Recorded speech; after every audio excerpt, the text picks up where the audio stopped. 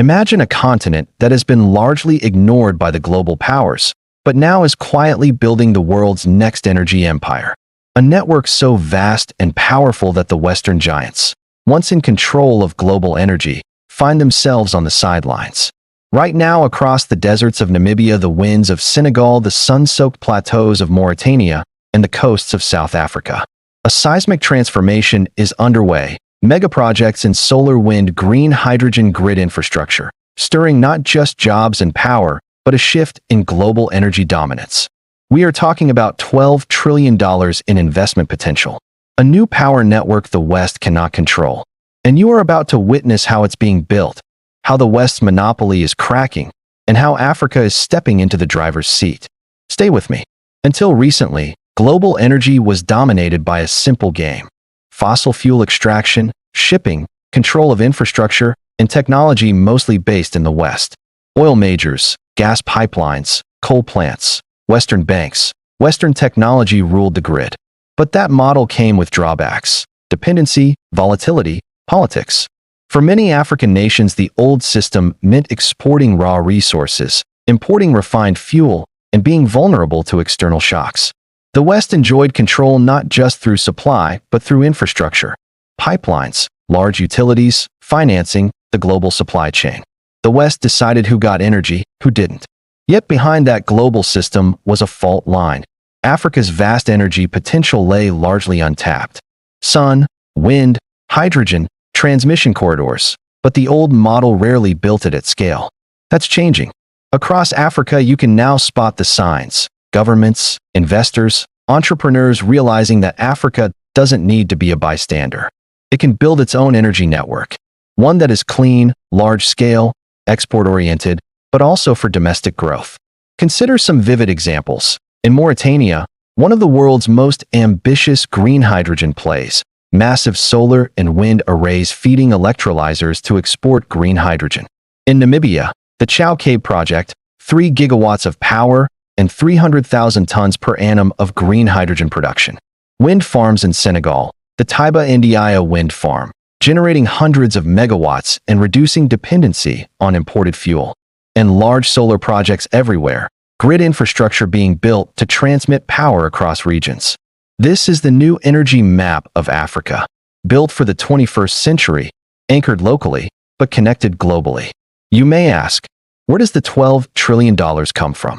It's a composite of many large-scale investments across renewables, solar, wind, hydro, geothermal, hydrogen, grid infrastructure, transmission lines, storage, export corridors.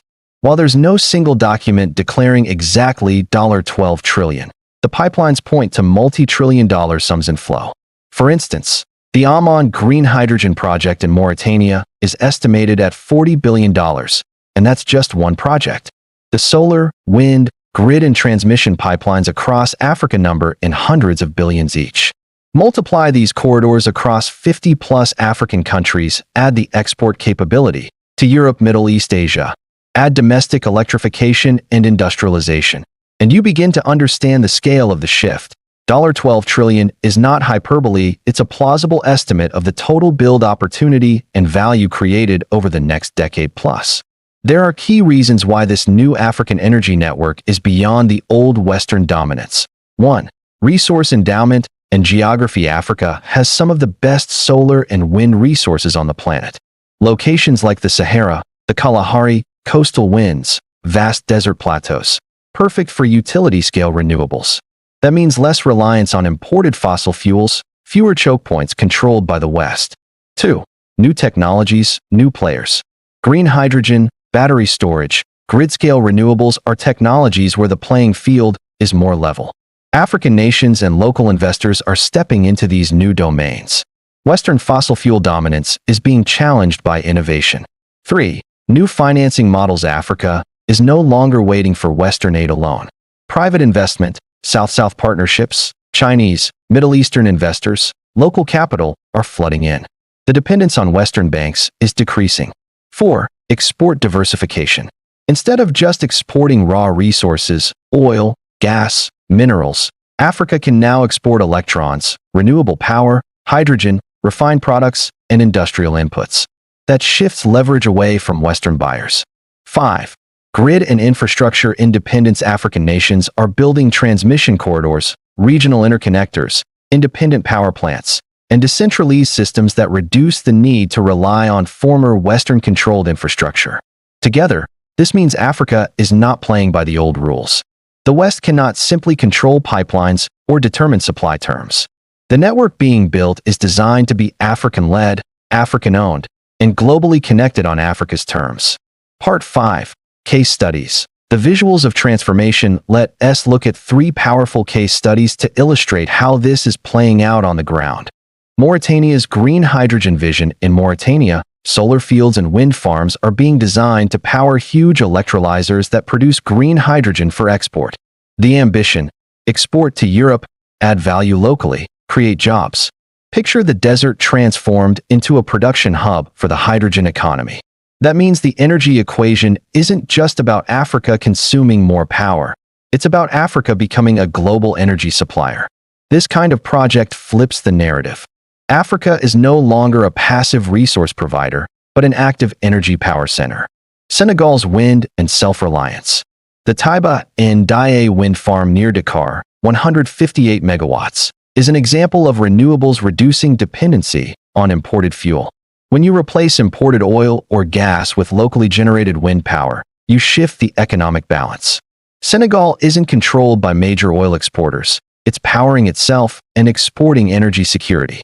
Regional grid and transmission expansion across Africa. Large projects are extending high-voltage lines, connecting remote zones, integrating solar and wind at scale.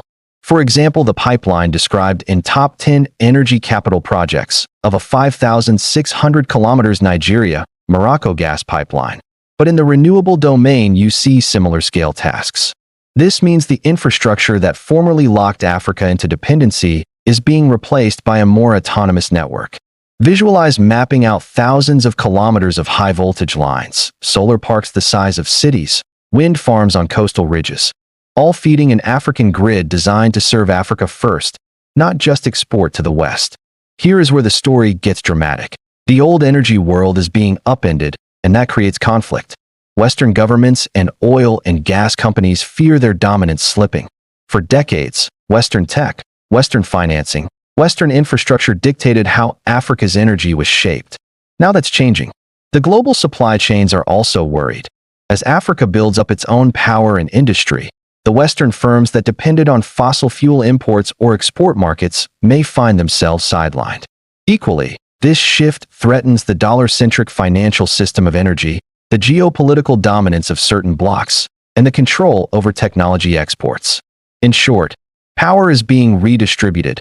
Not just electricity, but geopolitical power, economic power, strategic power. This makes the African energy network a battleground of interest. It's not just about wires and turbines. It's about who controls the future. What does this mean for Africa itself? The transformation offers multiple dividends: industrialization and value addition. Instead of exporting raw materials and importing fuel, African countries can generate electricity, convert to hydrogen, refine, manufacture. The chain moves inland, value stays in Africa. Jobs and skills. Megaprojects demand engineering, construction, maintenance. For example, the Mauritania project will create thousands of jobs. Communities benefit from local employment, training, and the associated infrastructure: roads, housing, services, energy access, and development. Large parts of Africa still lack reliable electricity. This build-out changes that. With stable power, you unlock manufacturing, healthcare, education, digital services, export earnings, and economic diversification. Renewables and hydrogen export mean new revenue streams, less reliance on commodity fluctuations. This strengthens sovereignty and planning. Climate and sustainability advantage. Africa has the chance to leapfrog carbon-intensive infrastructure and build clean. This gives it both domestic benefit, less pollution, more resilient grids, and global recognition. Of course, nothing is automatic. Building a $12 trillion-plus network faces major obstacles. Financing risk. Large-scale projects require massive capital. While investment is growing, risk remains. Currency fluctuations, regulatory uncertainty, credit risk. Grid stability and infrastructure. Renewables are intermittent. transmission networks, storage, dispatchable backup are all needed. For example, in South Africa, the need for firm dispatchable generation is well documented. Land, environmental and social issues. Large solar and wind arrays require land, may impact local communities, ecosystems, water resources, especially for hydrogen electrolysis. These need careful planning. Export corridors and markets. Building the power is one thing. Finding markets and infrastructure to export for hydrogen or electricity is another. Timing and geopolitical alignment matter. Skills and local capacity. Massive build-out requires a skilled workforce, local supply chains, regulatory frameworks. If imports dominate, value leaks out. Competition and global market fluctuations. Although Africa can leap ahead, it will face competition from the Middle East, Asia, for renewable exports and hydrogen. Winning means being efficient, reliable, and connected. From Washington, Brussels, London, energy transition strategists are watching Africa differently now. They see that Africa is no longer a market to serve. It is becoming a supplier of energy. Western corporations must revisit their assumptions. Fossil fuel export dominance, supply chain control, technology monopoly. Policies and diplomacy will shift. Investment, partnerships, trade deals with African nations will be more contested. Africa's energy independence weakens the geopolitical leverage the West once held. In effect, the dawn of a new era, where the West cannot dictate energy terms the way it used to. That means global power is shifting. So where are we headed? Here are some future milestones. By 2025 to 2030, utility-scale solar and wind capacity will significantly increase across Africa. Example, projects like Tafuk 1 in Algeria planned for 4 gigawatts. Energy capital and power. Hydrogen hubs will begin commercial production, Mauritania, Namibia, South Africa. Regional transmission networks will start linking countries, enabling power trade. African nations will start exporting electricity and hydrogen at scale.